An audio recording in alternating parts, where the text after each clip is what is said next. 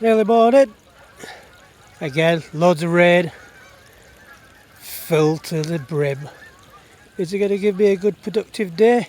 It always does when it's as full as this. Let's see how we get on.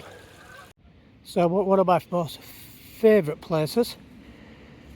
There's about 5 or 6 places here, but as you can see, the reason why I come here is on the other side. You can't get anywhere down there, all the way down the reservoir. There are 2 boats, as I said. I might get them out a bit later, not today. I'll just stand off from that banking, and I reckon there's some residential fish up there that have never been caught. But anyway, this is where I am today. I'm probably going to move further down later. I'll fish down this side here. There's another 2 places here, and then the boathouse further down. But the reservoir's overflowing at the moment. It's nice and high. That's how we like it. See how we get on.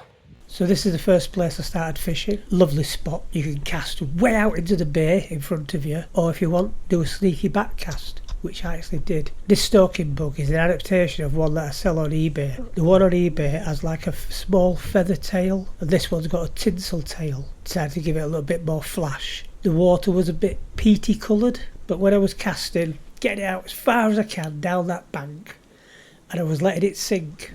Intermediate line, 14-foot leader, single point bug.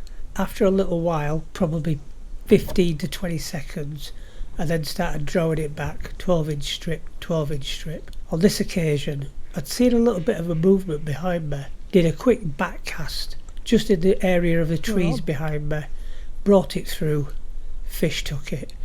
I thought it was a lot heavier than what it was, but I must have been pulling it through some weed of some description. But once it came free, into the net, I had to lift the net out of the water because I'm unable to lean over and unhook it in the water. I know brown trout season's over, but not here. It's a landlocked water.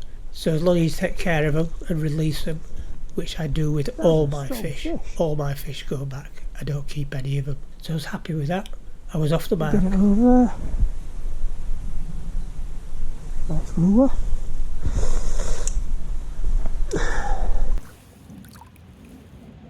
Good fish.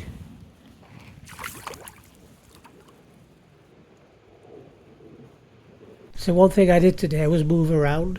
I went down to one of the spots I'd fished before. It was high water, but you can wade out a little bit just to clear your back cast and get a better cast in front of all the trees, which some of the fish hold up, but nothing was doing. So I went back up to the bench. I'd had 1 fish, and sometimes it's not repetitive. If you're catching fish, why move? The fish do move around. You're not catching the same fish. So back up to the bench.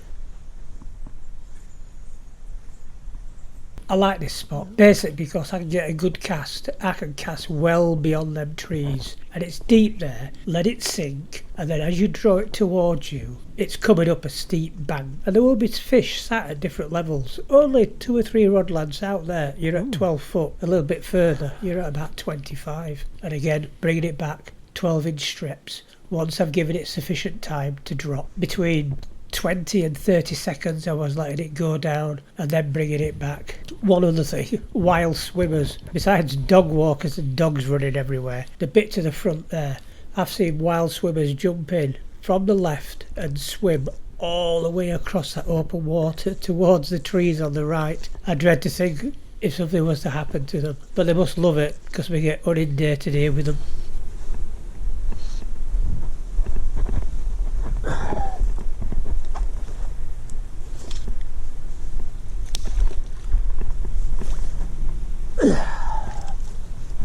There we go.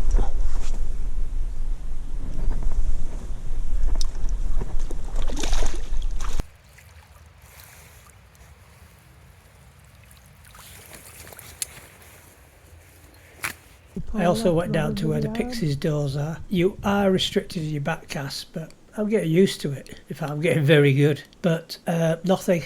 I had a take. It could have just been some foliage under the water, but only spent about 15-20 minutes down here. And then, why not move back to where the fish were, which is what I did.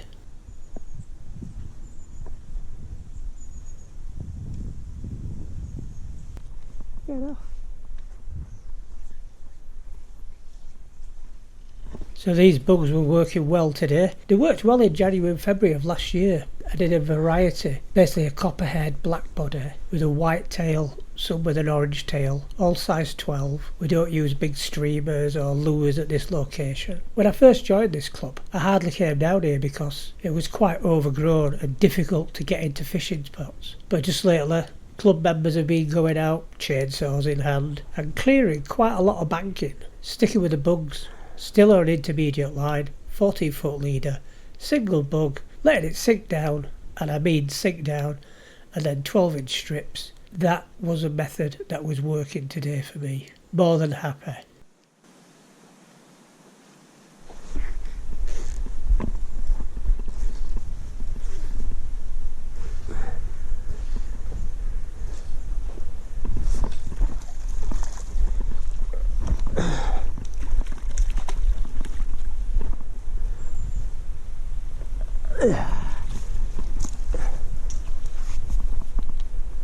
Turned into a good day.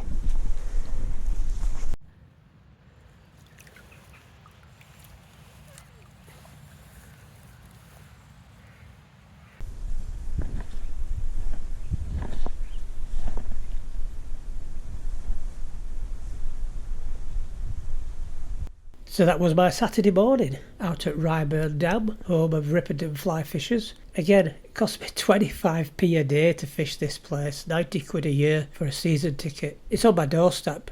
It's literally 4 miles away. Brown trout season, that's finished now. Not here, it's landlocked. You can catch the fish. Just look after them when you do so. But I intend coming here over winter. I'm still after that elusive big fish, be it either a rainbow, a blue or a brown. They go to about £5 or £6 here. I've hooked into 1 or 2 big fish. How big? I don't know. I never got to see them. But anyway, thanks very much for watching. Much appreciated. And I'll catch you all soon.